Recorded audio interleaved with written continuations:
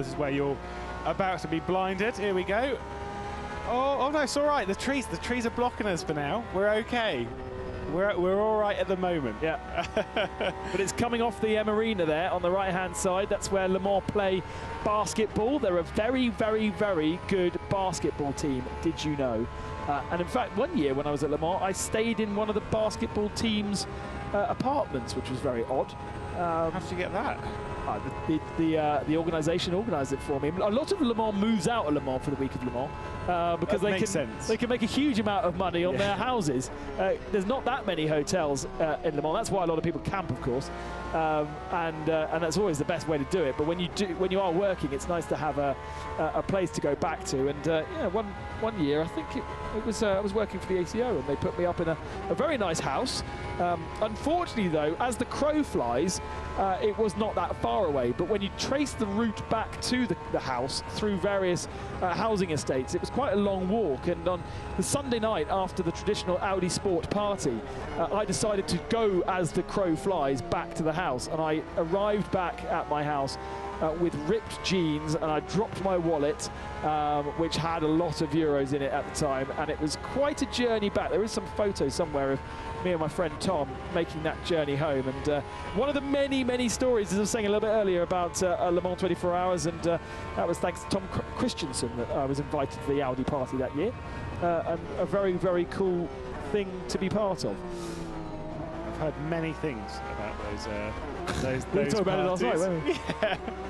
Yeah, it sounds. I mean, this is the thing: is Le Mans the party atmosphere, and it's the same thing with with a lot of places. But Le Mans just there's something about it. It is very special, and with that, of course, you get the special parties. So take advantage of it. And you may be wondering why we had that kind of musical interlude at 11 o'clock last night, and there was a mixed response online to it, but that is Le Mans. That is exactly what they do. It is not just about the race. I always talk about Le Mans as like a music festival, but for motorsport. You go to a music festival and you never actually have to go to a stage. You never actually have to listen to the music. There's so many other things to do around a music festival that it's kind of the reason you're there, but it's not the reason it's not your main focus. And Le Mans can be the same thing. You may well go to Le Mans and never really watch cars circulating, because there's a huge fairground, there's a massive area for food and drink and stalls to buy. The camping area is brilliant. The countryside is just brilliant to wander around anyway. And actually, you know, it's a great opportunity to take somebody who might not necessarily be hugely involved in motorsport to a motorsports event, and they will have a blast. Yeah, it's a festival in itself, and like I said, bringing someone along who maybe is sort of sat there thinking, oh, you know, I kind of like cars, but I wouldn't really want to sit there for 24 hours. You don't have to sit there for 24 hours. You can go and do something else. It's more than acceptable, and well, you know, why not? Why not come along and see what it's all about? This is a replay with the, is that one of the Palace cars? 42 is Cool Racing. Cool Racing, that's right. There's a lot of blue cars, they get them all mixed up. Just a little nerf, and that's Nico Lapierre. So bonjour Nico, over in Geneva. I was just saying a little bit earlier on that where they were all driving from is about half an hour from my house. It's a very small village in the middle of the mountains, in the middle of nowhere, and yet it houses Cool Racing team. My father is very excited about that fact. He's always been telling me about it, and I've never found it particularly interesting until suddenly now I think, oh, it's brilliant. I can use that. That is Roche-sur-Foron. Ever heard of Roche-sur-Foron? Exactly. No, I have not. I realised I just shook my head at you then. I was like, they can't see that. No, they can't see that. Isaac Price is in the pits, and that's a bit early, actually, I would have thought. That's a lap early for Isaac Price. He's handed over to Jack Keithley. Now, Jack is very fast, so let's see how Jack can respond to 2C's Motorsport, and maybe we might see another change of position for that fourth position. Jack has been on his A game the last couple of months. He's won all kinds of things on Race Room, another platform. Actually, we haven't really mentioned Race Room very much within this broadcast, but Keithley is a master of that, and he's very fast in many other things too. And Perhaps, again, not to the experience level of Rory McDuff in terms of R-Factor 2, but certainly, personally, I believe that he got the pace to at least match him. So I had a conversation on a race room broadcast earlier in the year with Robert Wiesemuller, who runs things over there, great guy, and we were wondering if 2020 was the year of Jack Keithley. He started out well. He's had a few missteps. He's always been very, very fast, but courtesy of various instances, we saw Danny Incadella there run off. He's got a bit of damage on the front end of that car. Damage isn't properly visually represented in R-Factor 2, but there is a bit. You can just see a little bit on the left-hand side as we're looking at it, on the front right of his car. There's just a couple of scratches and stuff on the paintwork. That's damage, and that will actually affect. It's a visual representation of the damage on it, and there will be a little bit of suspension damage in this, so we've got to be a bit careful there as Danny J. But yeah, Jack Keithley has been in sim racing for a very long time. I used to commentate on him in Formula Sim Racing in start of 2013, so 7 years ago. Open wheelers, they are Formula 1 style. You know, that kind of speed, that kind of variant, has done genuinely whatever you can think of in sim racing, in motorsport. He's raced it, whether it's a Clio, whether it's a Brazilian stock car, whether it's whether it's open wheelers, whether it's British touring car stuff, whether it's the WTCR cars, and God knows what else on race room. He's a well-versed driver. R-Factor 2, he did struggle in 2018 when he came back to do the GPVWC, which is a league, their international touring cup. And it was the first time he came back onto R-Factor 2 for a while, and he really, really struggled with the tyres. To be fair, though, those tyres, front-wheel drive cars, very, very difficult to manage tyres to do that. He seems to be doing a lot better job now. Courtesy of that pit stop, though, that's dropped his car, the number 3 Rebellion Williams eSports car, effectively a lap down. So he is now a lap behind Raffaele Marcello. Could be key if we get any further disruptions to this race. Very, very impressed by the way that we're pretty much getting through this whole night. To see a lot of the guys reappearing at 6 o'clock in the morning here local time. Got through the whole night without any completely major issues. A few glitches for some of the drivers, and I know out there that you're kind of getting attached to some of our leading names and sympathizing with the glitches that they have felt.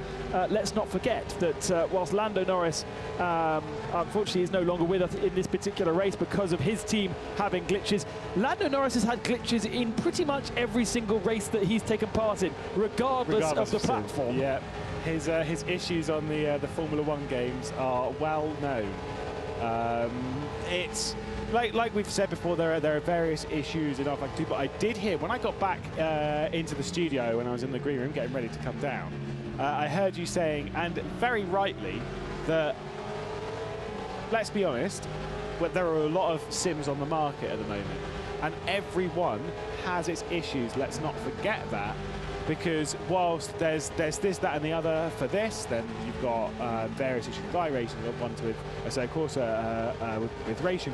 They all have different issues, and basically it's just whichever ones you can live with as a driver, take that sim, you know. And it is like real life. They're different issues, but it is like real life. If they were racing, if this was the real Le Mans 24 Hours, then a lot of these drivers would be experiencing issues in their real car. They would be having issues with water bottles. They'll be having issues with setup, maybe tyre imbalance. Maybe they've got a rattle or something like that.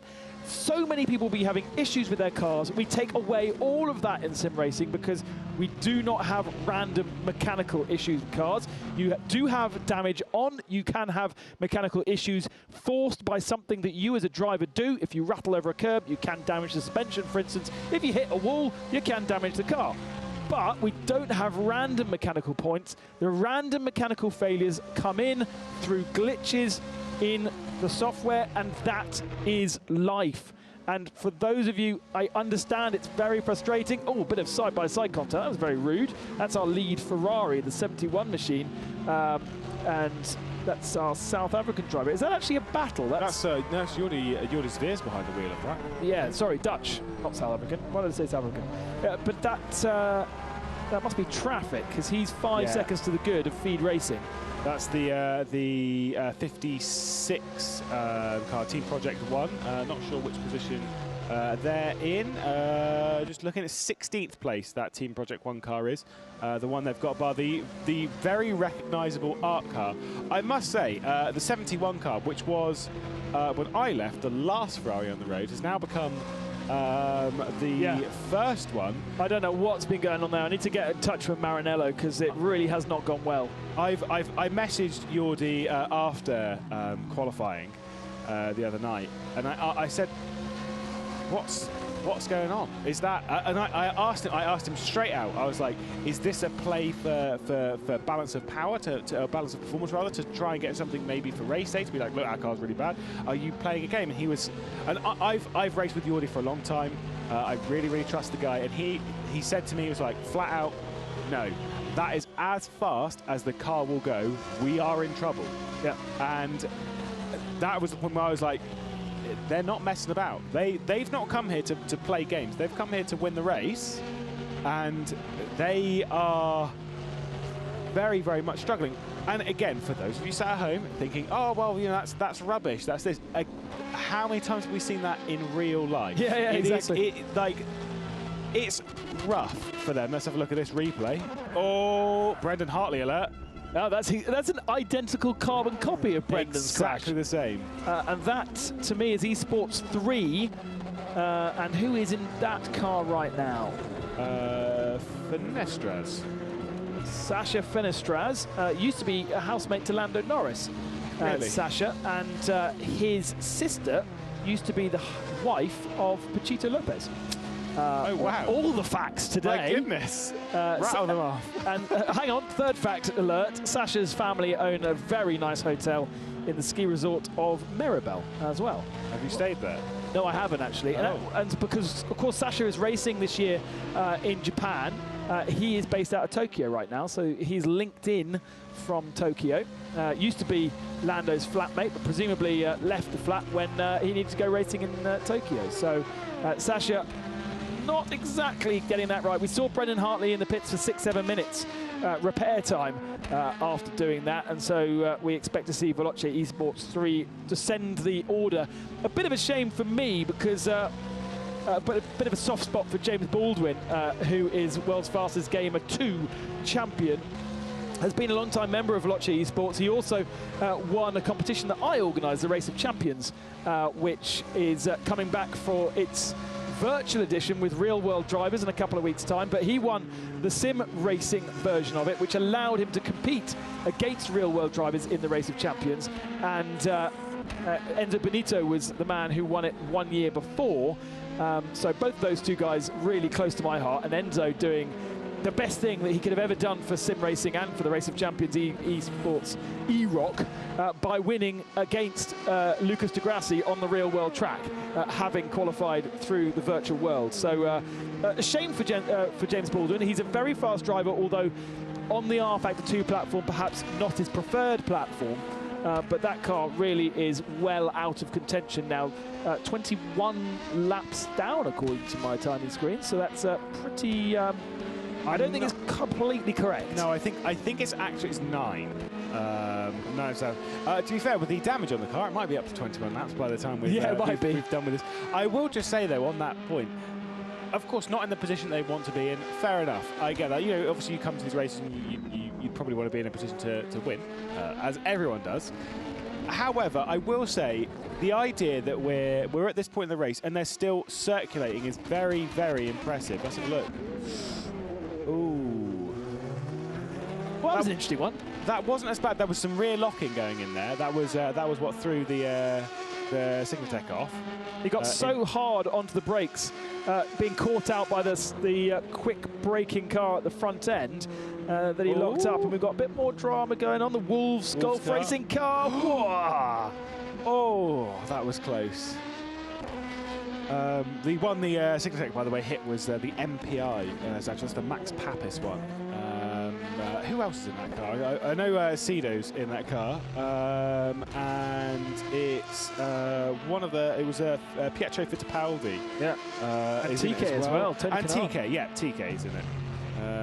Which is been, I'm sure, an interesting experience for the Dutchman, Cedo Via, who's trying to get all of those up to speed. I know Nick Dealey, who runs strategy and stuff behind the scenes for Zanshow, has been a very busy man over the last 2 or 3 weeks, helping Team Rocket Zanshow, helping Multimatic Zanshow, and helping MPI Zanshow, all of those pro drivers up to speed. He's almost been able to leave Team Rocket Zanshow to be like, right, you know, you boys, you know what you're doing, carry on, lads.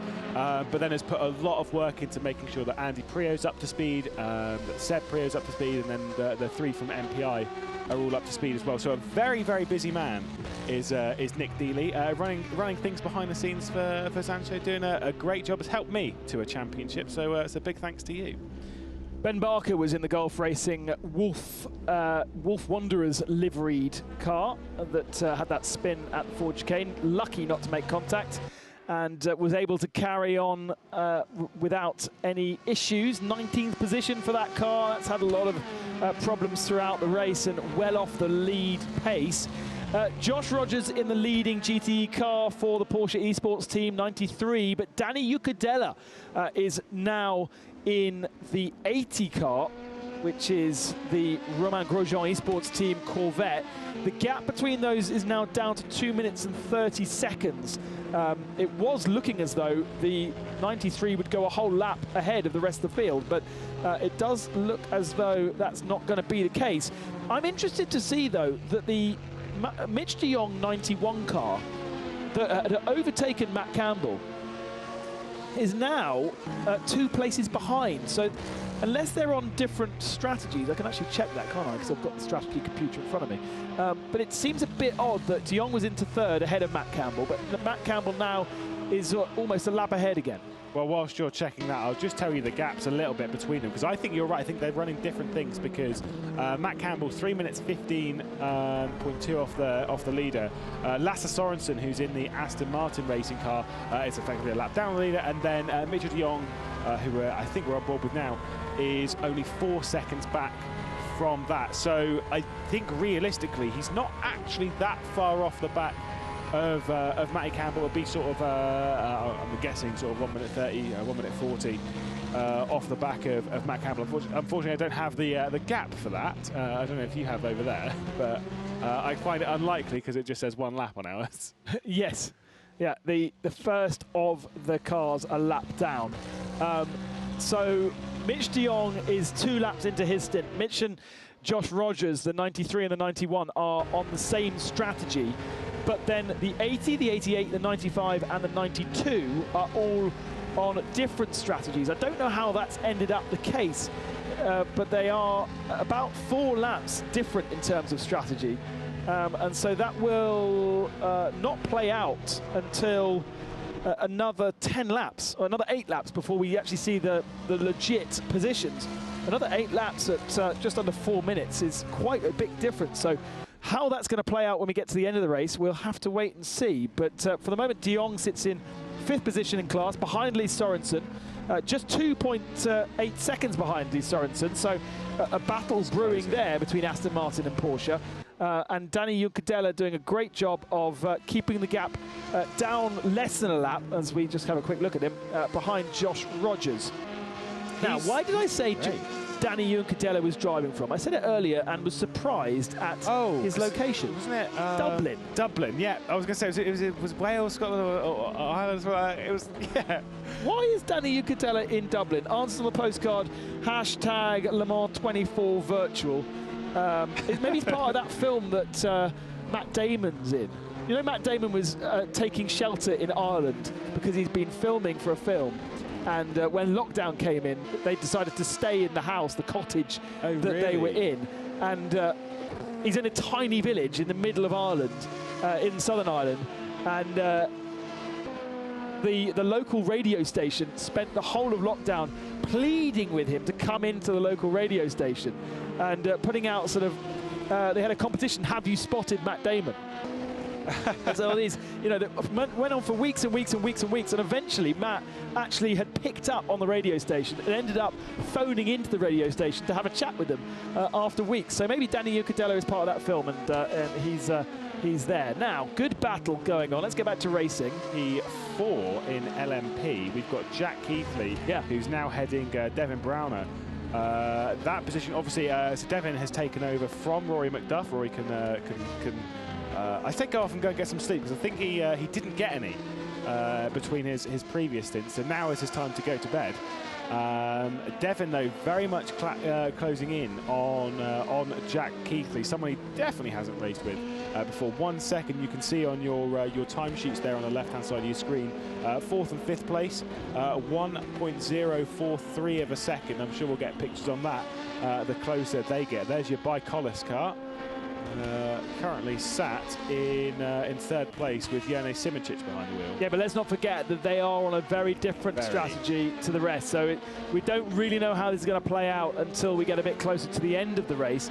Just to explain that timing screen for you, because I know there's a little bit of confusion out there. That is the gap to the next car. So the lead car is on 2:42 laps. Second is 41 seconds behind that. Third is 26.5 seconds behind second. That's why those times are the way they are. So it shows us, basically it's really useful for a TV director, because it kind of shows you the closest gaps without having to do too much maths. And just to let you know, I know I had a question from Matt Jelinek asking how this whole system works. So the game is being run, rFactor 2 platform is being run by Motorsport Games, and they are race control, they are race organization, and they're doing the very basic race cut that we're seeing here. So they are putting together the feed that we've been commentating on over the last couple of hours. That is basically choosing which car to be filmed by. They'll have different packages for camera systems around the circuit, so they could have static cameras. We saw those being used a few moments ago, and then they can have the normal TV camera set. They may have more than one camera set. They may have a wide camera set or a tight camera set. Then you've got selection of all of the onboard cameras that we can use as well, and pit lane cameras. And effectively, you can just choose which car you want to follow and then choose which view you want to use. That's in a very simple sense how it works. So unlike in the real world where we'd have to wait for the TV cameraman to find the car, then they started following it, and then you can't follow everybody else. Effectively, every single car has its own set of TV cameras following all of them, which makes life a lot nicer. So Motorsport Games are providing this feed. That is then being put into a TV truck, the same TV truck that we use for the Le Mans 24 Hours. And all of the extras that you saw, so the Zoom or Skype interviews and the Zoom cameras are being fed by Motorsport Games and organized by Motorsport Games, but they're being put together on a package by our Le Mans TV director, Olivier Denis. And he has been creating those beautiful three-way shots where you've got different onboards, looks, as well as the view of the driver. And then finally we get the graphics from our partners at Al Kamel that gets put on top of that. So there is the possibility of getting graphics from in-game, but with this system we've decided to use our timing partner Al Kamel to place the graphics over the top. So these are the brand new graphics for WEC this year. This is what they're going to look like. And as we get back into the morning session, when our TV truck comes back underway again, you'll notice how the feed slightly changes. We'll be able to see interviews from Haley again. Alan McNish will be awake again. But also we'll get the three-way boxes with the different cameras and different graphics, and those graphics will change a bit. So that's basically how the whole of our feed is put together. A very different way of working from how our Le Mans expertise is in the real world. And actually, it's quite nice to see the TV director, Olivier Denis, having quite a nice time in the TV truck, because he doesn't have to be constantly talking to the cameramen to get them to move battles, to focus. He's not having to tell the cameramen what to do.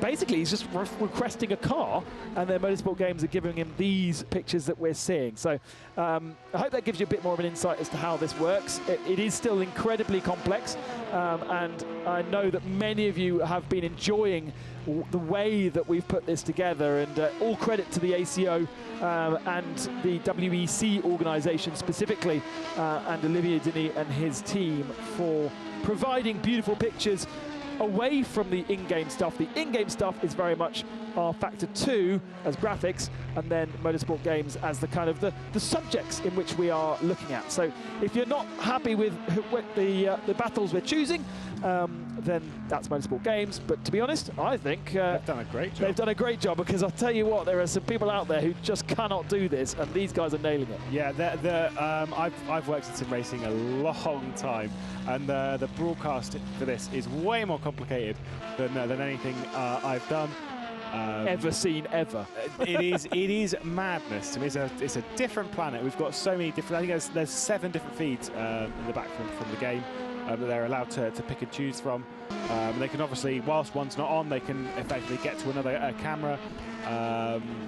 There are not many people in sim racing that run even 2 computers to grab 2 different feeds. Jimmy Allison's the one who's been really pushing that one on the rFactor 2 side of things. He's been doing a great job on those broadcasts. I know he's helping out a little bit with some things on the running of this event. Is Jimmy Allison, head of the Virtual Endurance Championship.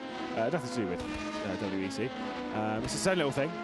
But one thing I will say, we've just had Roy McDuff out of the car, and he's messaged me. I'll translate what he said because it's in American.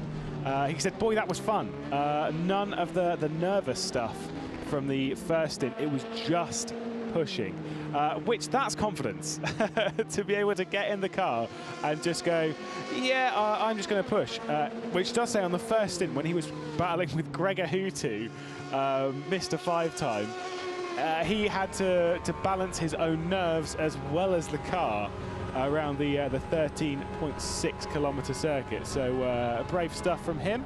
A well-deserved rest. He said he's not sure if he's going to go to sleep, but I'd say that's recommended after some time in the car like this. And whilst it's that time, waiting time is 1:30 in the morning for him in Massachusetts.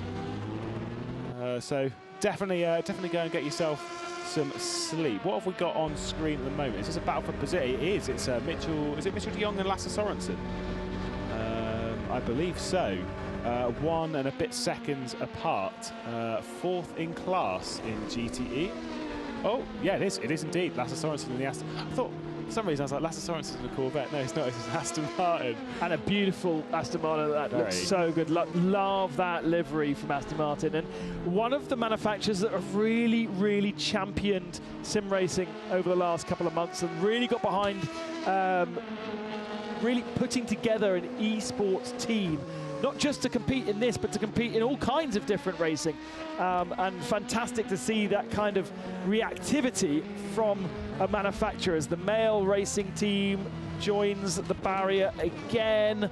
They really have had a torrid time of things, and that's Robert Wickens once again aboard that car. As we've mentioned before, struggling with his wheel, stuck on force feedback at 100%. He's braking obviously with his right hand because of his injuries sustained in the IndyCar Championship a few years ago. And so a very different challenge for Robert Wickens, and just amazing and thankful to have him as part of this Le Mans 24 Hours experience. Now, I have been told that we may have another retiree, and I can't believe my old mate Nico Lapierre has done this, but he's run out of fuel before he got to his pit box. He's in pit lane, so he got there, but he didn't quite get to his pit box. And of course, as we know from what we saw with Fernando Alonso earlier on in the race, if you run out of fuel and you can't get back to your pit box, then that is out. There is no toes like there is in other platforms in this game. You are out of the race. And Nico Lapierre, having done the whole night with his team over in Roche-sur-Foron, that we were talking about earlier, looks to be out of that race. All those guys together in the factory there, and what a shame. Sounds like he was just a couple of 100 meters. And of course, if you were in the real world, you get your mechanics to come and push you into the box. You don't have that. You don't have any virtual mechanics to do that, and that is gutting for the Frenchman who has won this in LMP2 so many times. One of the star names of Le Mans 24 Hours. Another man who's the only star name from Le Mans in this race, Maxime Briand, has just brought the number 7 Toyota Gazoo Racing. And you might say, who? What? He's the only driver who is actually at Le Mans in this race right now. He is a resident of Le Mans. He's a mechanic for Toyota Gazoo Racing. He's a Le Mans passionate. He's a great sim racer too. He's actually the fastest of his team in the 07, and he's brought his car in for a pit stop. But there are plenty of drivers in France, but there's nobody actually in Le Mans except for Maxime. Yeah, doing a great job. So it'll be a fresh pit lane, some tyres and fuel. I will say with the Lapierre thing, and Stephen Bailey, if you are watching, I definitely recommend tuning out, because yes, I am going to say this on air. And I did bring this up a little bit earlier. Running out of fuel, I've never had it in the pit lane, but I did have it once. We were leading by 2 laps at Sebring in a 12-hour race. We were about 8 hours in, and my teammates had done a brilliant job. We were out far in front. I got in the car. Everything was great. Flying around, no mistakes. Everything was perfect through traffic. The car felt brilliant. I was setting times clear enough from everyone else. The team was a 1, 2, 3 for the team. It was like, this is going perfect. What's about to go wrong? And then I forgot to pit. I got halfway round and I wasn't looking at my fuel count. And then I came out of the hairpin and the engine just went and just shut off. And I was like, guys, what's just happened? And the car had run out of fuel. So I kind of feel for Lapierre there, because it's a rough thing to go to your guys. Yeah, by the way, the reason we retired was because I ran out of fuel. It's not because I crashed heavily. It's not because it was something in traffic. It's not because of a technical fault. It's because I ran out of fuel, guys. I just didn't save enough, and that's the day done. That is the 37 and the 17 battling for position. That's UC Yakula gaining a position on Chatan. Jota Team Redline then up into 11th position. I believe things were close elsewhere. It's it's still the battle between Jack Keithley and Devin Brauner. And Devin Browner has got actually up a position, and he's up into 4th place. That happened just off screen. I wonder if the Motorsport Games guys could get us a replay on it. Pass that one off to them. Yeah, I don't know when that's changed, but either way, Devin Browner up into 4th position. Now going to have to hunt down the Slovenian Jerne Simončić, and that is going to be a bit of a mountain. 20 seconds up the road, 2 minutes 40 off your race lead. Raffaele Marcello setting some decent times at the front end of the field. From what I can see, looking pretty healthy. That team, the Raffaele Marcello one, the number 1 car, was one that we picked for a potential victory. Nikita Wisniewski and Kuba Brzezinski have won here before, have won in sim racing a lot, have been teammates for a very long time back in the Feeder Sport Poland days when they were driving together with Pashless Gergish, who drives elsewhere in sim racing. He drives in the Tag Heuer, I think. I know he did a few rounds in the iRacing Grand Prix series back in the day. That was one team that we very much picked for victory, although there was question marks as to the aggression of the 2 sim drivers. Louis Delatraz, the other one behind the wheel of that car, doing a fantastic job in the number 1 car. And how fitting would it be if the number 1 car wins the race? Oh, a bit of contact there. That was Jack Keithley receiving a what would be classified in sim racing as a boff from a GTE car. That was the one of the Porsches, and that is how Devin Browner got by. Contact, and that could also mean an issue when it comes to the pit stops too, because he will have a slightly longer stop to repair the car. So a bit of a shame there, and as we know, the pace is good from Jack Keithley, and he's being able to keep up with Browner, but classic thing in Le Mans, it's all about the traffic, and actually they've got one less category in this virtual race to worry about, because obviously there are real-world Le Mans 24 hours. You got LMP1 with their insane acceleration, then LMP2, which looks slow in comparison, and then the GT cars as well. But at least here we've just got the 2 to worry about. Indeed. It's not too much to follow. He says as there's 27 LMP cars left in the running. I think it might be no, it's 27 when you count for Longuet, who's down among the GTEs. There's not been many retirements. Everyone's desperately trying to get to the checker flag. We're approaching 1/3 of the race to go, only 8 hours to go. Time has flown by in this race. It's been absolutely brilliant. And to be fair, there's been a lot of shocks, a lot of stuns. You can see there. This is Devin Browner here, and behind him Jack Keithley. I'm pretty sure the Englishman from Ipswich is going to be a little bit miffed about that contact. Might be a little bit of rear diffuser damage, and he'll be desperate to catch up. And he is not afraid to go into battle. I was teammates with Jack Keithley back in 2018, and I remember when we were on a bus going to the Nürburgring to take part in a racing event down there. It was whilst the Nürburgring 24 hours was going on. And we were having a conversation. I'd never met Jack Keithley before. I spoke to him a few times. We'd never really had much of a conversation. And he told me in that conversation that he likes to play the villain. He likes to be the bad guy. He likes to be the one that's basically calling the shots in that scenario. He just enjoys that sort of atmosphere. Why not, I guess? But the thing from that is he is not scared to go door to door with anyone. I laugh because as a character, as a personality, he doesn't look like the villain at all. He's actually a great character, and I hope we can get a chance to speak to some of our sim racers in the broadcast when our full broadcast comes back at around 8:30. We'll have Haley and the team being able to access some of our drivers and chat to them and find out exactly what's going on. Interesting that these two just went past that battle that we were watching earlier on between Les Sorensen and Mitch de Jong, that battle for 4th position in the GTE category. There they are, and I was kind of wondering what exactly was going on. Well, the LMP2s blasted past them. The Porsche does have a straight line advantage by the looks of things over the rest of the field. And as he slowly draws onto the tail of that Aston Martin, actually a huge amount in the braking zone, maybe carries a bit too much mid-corner there, because then it starts to concertina outwards again. Les Sorensen a bit cleaner, and I'm sure, are due pit stops from these guys pretty soon. Well, I think we're going to see a change for position on the run down towards the second chicane on the Mulsanne, as I think Lasse Sorensen is going to get passed by Mitchell de Jong, lifts out of it, conserves a touch of fuel there, and not making a risky move from the 91 car, but going down to Mulsanne corner. Surely the Aston Martin is going to be under pressure. I did not think that we were going to see Aston Martin really fighting towards the front end of this, but whilst everything's happened over the night, they've kept in touch and very much a part of the lead lap battle. That Porsche, not really quick enough in a straight line. One thing that I noticed, we're in a slightly different balance of performance than what was being raced last week elsewhere.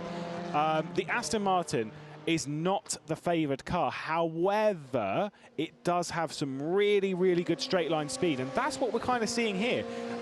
Even in this scenario, is the Porsche, it's not really able, it's able to close up, but it's not really there enough to put it down the inside, certainly not into Indianapolis. Well, he's going to try, and again, yeah, you could hear it, couldn't he? He thought about pulling alongside, and if you are going to pass into Indianapolis, you need to go round the outside of the right-hander to give you the inside to the left-hander. But Sorensen's feeling the pressure, dips a wheel into the gravel, and Sorensen's got about 3 laps of fuel left of this stint, whereas the Porsche's got 7 laps. So Porsche midway through Mitchell de Jong's stint, and this is his 3rd stint as well. They're doing 14 laps in the GTE category as opposed to 10 in the LMP category. And so this is a battle for 4th position. However, when it all shakes out at the end of the race, with all these different strategies, this may well be a bit more significant. Yeah, it's all of the things that we kind of think about for what's going to happen towards the end of the race. We'll focus on the battles for now, try and give you a better picture of what's going to happen in 8.5 hours time. But bearing in mind how much things have changed over even the previous 2, 3, 4 hours, in comparison to now. It's very hard to keep track of. The number 3 car into the pit lane of Jack Keithley, so he was putting pressure on Devon Browner, now comes in at the end of lap 247. Devon Browner will go out for another 3 laps, I believe, up to 250. He will be in the car for a fair while. He did a quadruple stint earlier in the race, which obviously for those in the LMP category, basically one stint is roughly 35-ish minutes. So if you do 4, it's 2 hours 20. You can get away with doing 5, which is what Rory McDuff did before he left the car. Not the previous time, the time before it, the first time that he was in the car. I'm not sure how many he did on the previous stint. But 5 is your limit, because once you pass 3 hours, well, you're going to get into big trouble if you pass 3 hours. 3 hours is the limit. Every 5 hours, you can do a maximum of 3 hours inside the car. Lots of Charles Leclerc fans out there back on his stream. If you want to watch his perspective, then head over to Twitch, where he is streaming his onboard camera, if you like, and his comments. And Charles is down 16th in the GT category, 1 lap ahead of the 51 Ferrari. The 52 Ferrari is the second best of the AF Corsa machines, but they are way down in comparison to the 71, which is the best of the Ferrari. It's actually quite impressive to see them only a couple of positions ahead of Tony Mella in the Strong Together Ferrari, which is very much the kind of privateer entry worked out of Monaco with Princess Charlene. I wonder if she's still up, team managing their car, or whether they've headed back to the palace. Either way, Tony Mella, who is in Monaco, only Felipe Massa is not part of that team actually on site. And Mella is the second best Ferrari, and he is about a minute behind the lead Ferrari. Yeah, this thing between those 2 Ferraris, it's a bit of a classic endurance battle in sim racing recently. Jordi Zviers, who's one of Dennis Lin's drivers, who's a little bit further up the road, driving for Singularity, and Tony Mella is a Zansho Sim Sport driver. As much as they all get along as a team, Zansho Sim Sport, Singularity, they have a bit of fun together. They have good chats, etc., etc. However, they are rivals on track. They've been battling for championships and stuff. This is something that we've seen all of the previous sort of 9, 10, 12 months even. So if those 2 start battling on circuit, that'll be an enthralling one. Let's see what we've got in the replay. Well, this potentially is Nico Lapierre. And Lapierre, receiving help in the pit lane. That's amazing. Good on you. That's Rudy Van. Is it Rudy Van Buren? No, I think that's Negrão, isn't it, in the Signatech? Of course it is. So that, respect to you. That is very, very nice. Pushes him into the box, gets it up on the jacks, gets some fuel in. That car is still in the race. That is amazing. Well, Nico Lapierre has won many of his Le Mans 24 Hours in LMP2 for Signatech Racing alongside Andre Negrão, and somehow there was a bit of communication between the 2 teams there to get him into his box. We reported that Lapierre had run out of fuel just before his pit box, and amazing teamwork, not teamwork even, amazing camaraderie to get Nico into his box so he could refuel. Of course, Negrão's going to pick up a little bit of damage from doing that too. So really, really lovely to see that. And kudos to Cool Racing, but mainly to Signatech Alpine for that. Love it. Yeah, that's kind of one of those things you do love to see. People that don't necessarily have to help each other out, but they do, because in some cases, you know, we're all one big team, effectively. We just want to get to the end of the race. We want to see as many cars reach the checkered flag as possible. We want everyone to enjoy what is going on. And I think so far, over the previous nearly 16 hours, we've had a lot of enjoyment out there. By the way, the Team Rocket Zansho car of Jenson Button into the pit lane, the race leader, Raffaele Marcello, Williams Esports with Rebellion. They're in the pit lane in the 0-1 car. That's from the race lead. So Romanidis takes the lead in the number 13. but he also owns a pit stop, so he'll the sequence begins now. Yeah, he'll be coming into the pits any moment now. Actually, most of the pit stops somehow have kind of skewed one lap before the round number. But 249 is the 10 laps completed. I know. So that goes back. This would even at this point, this would go all the way back to the start of the race. Of course, in this scenario, it goes actually back to when the red flag restart happened. Is there were cars like, say, for example, with the 2C's motorsport car when Rory McDuff started on the restart. Is he did the outlap. And then he did 9 time lap. It was whatever took them up to this lap. Now everyone else did the outlaps plus 8 timed laps, which is obviously a lap shorter. And whilst everyone can do 10 laps, there wasn't enough saving to make sure they could do that extra, because it is quite a lot of saving to do that extra bit at the start of the race. Because obviously with their formation laps, it wasn't just one formation lap, there was a couple. Particularly, obviously, we were there when we saw they did, how many was it, 3-4 laps behind the safety car? Yeah, it was, yeah. And then got going. So that's where this all comes back to, is that restart. Here we go then, perhaps a change for 4th position. Lee Sorensen and the Aston Martin, with Mitchell de Jong now pulling alongside in the Porsche. All the way down to Indianapolis. De Jong is on the outside line, but I think he will have an overlap enough to claim the racing line into the right-hander. He does, and then into the braking zone and left-hander at Indianapolis. Now, why is Indianapolis called Indianapolis, Lewis? I actually don't know. You don't know. The common misconception is Indianapolis is called Indianapolis because it's a banked turn. And many believe that's the case, but I believe, and somebody's going to correct me here, but I'm pretty sure it's because it was originally a paved corner in the same way that Indianapolis was. Lee Sorensen looks standing inside the Porsche curves. That was really not a particular nice place to go alongside, and he realizes that and pulls out of it. But the Aston Martin looks to be on par. He's right at the end of his stint. I expect to see Sorensen coming into the pits either this time or next time by. So very, very light on fuel, probably light on his tyres as well. And the Porsche does have 5 laps more fuel inside the car. Does he peel to the right? Yes, he does. Aston Martin 95 into the pits. That battle is done for a while.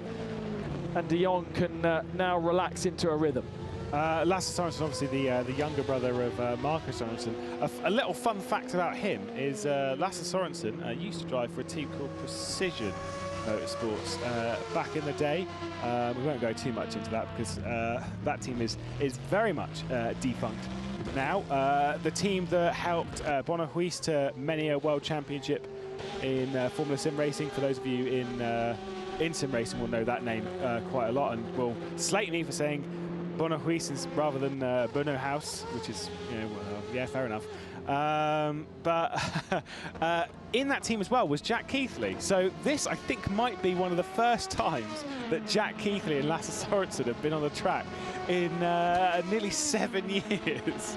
It's crazy when you have it. I mean, I've had messages today from people that I have not seen in sim racing in nearly half a decade, and being like, wow. They said, oh, watching this, they're saying that they want to get back into sim racing, they want to retake on everything that's going on, and that is the joy of watching this. Those of you sat at home thinking, this looks really cool, I'd love to take part. Well, do you know what? You can take part in this. It is so approachable. You just need to get the game, get the cars. You don't, in some cases, I did not start on a wheel. I started on an Xbox 360 controller, so, fill your boots. I wouldn't recommend starting on a keyboard, but you can, some people did. There are some people named Lazaros Philippakos, who is a Greek driver, drives for Speedy Might, a team in sim racing at the moment. He races competitively, genuinely competitively, with a lot of the guys that are on this field on a controller. He was the one that helped Jacques Villeneuve up to speed in the race ages ago. You can do it if you're determined. Yeah, and there are different levels of steering wheel. We actually saw when we had some insets, it was Mark Gassner, wasn't it, who had a very basic looking setup and still is incredibly fast. So you don't need to put thousands and thousands of euros down for a top PC and the best steering wheel and pedals and a full rig. One thing you could do for starters is build your own rig if you've got the skills to do so. And then, you know, a decent wheel and pedals to get you started will set you back at only a couple of €100, and you can get yourself entered into this world. As you say, download the platform, rFactor 2 in this case, download the cars, and off and running you go. And that's not, once you get going on this particular platform, it's not massively expensive. It can be on other platforms, because every time you download extra stuff, it can cost you, but something like, say, Assetto Corsa, we didn't speak about that yet. The open platform, you can download pretty much anything you want, and it's all been made by the community. If you want to race around Goodwood in a, I don't know, a soapbox, I think you can race around absolutely. in a soapbox. So you can take a Reliant Robin around if you really want. Does it fall over? Yeah. Yeah, I've got a photograph of it on 2 wheels coming through, is it Ford, is it Valvoline? One of the left-handers when you start going downhill on the Nürburgring Grand Prix circuit. Before you get to the hairpin, I've got it just going through there on 2 wheels. If you're careful, it's fine, but it can fall over. It's an approachable market. I mean, I bought a wheel, Logitech G27, which is the same one that we saw Catherine Legg with earlier when she was saying it's from the 1980s. I'm a little offended by that. She's the 1800s. Yeah, I'm a little offended by that. I'm a Logitech G27 user as well, thanks. But I've had that wheel for 6 years, and I bought it off of a friend for £100, and it still works. Every button, it still works fine. The force feedback is as it was, which is okay, but not ideal. And it still works, though. It's still an access into this world. Yeah, that's key. Yeah, absolutely. I mean, you can spend, you can go and buy your SimiCube direct drive wheel and spend the better part of 1,500 quid trying to get your right wheel and then even more on pedals and then this, that and the other. Or you can buy one of these budget wheels. Jarl Tyen, who takes part in the eNASCAR Coca-Cola series, who takes part in this, in the Virtual Endurance, in anything that he touches, he is one of the fastest drivers on the grid. He races Logitech G29, which is not an expensive wheel realistically. It's one of the more budget style wheels. It does have force feedback, but it's more of a simplified form of it. And he is still monster quick, so you can do it. And I suggest you do, actually. It's not about the tools, it's about how you use them. Exactly. I mean, I want to blame my tools, and therefore I make sure that I've got good ones.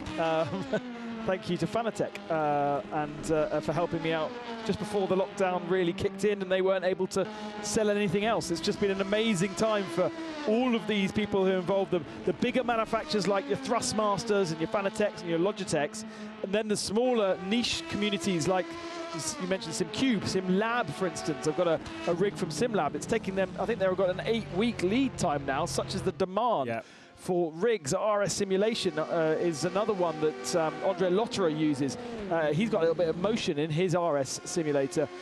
Go onto his Instagram feed to see where he is. He's actually moved out of his house for the weekend, and it looks like he's doing this from a gym. He calls it a community hall. I don't know how he's got access to this community hall. It looks like a gym, but he says it's very secure.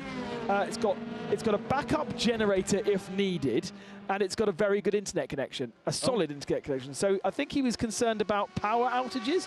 I mean, he's in Germany, isn't he? So it's not like the back end of nowhere.